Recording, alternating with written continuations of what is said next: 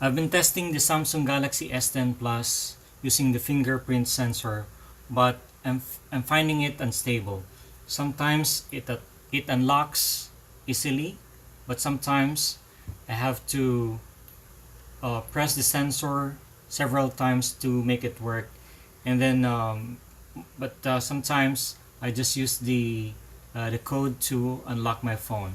But there's a great news for Samsung Galaxy S10 users.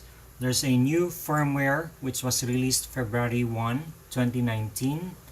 So yeah, I'm about to install it, and based from the information, this would improve the camera stability and the fingerprint sensor.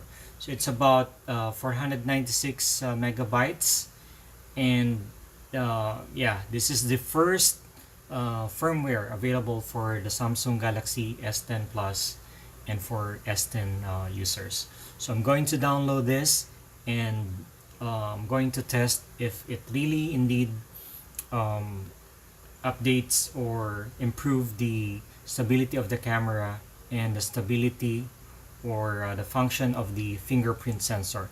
So guys, let me know down your comments on your experience so far with the Samsung Galaxy S10 smartphones. Thank you.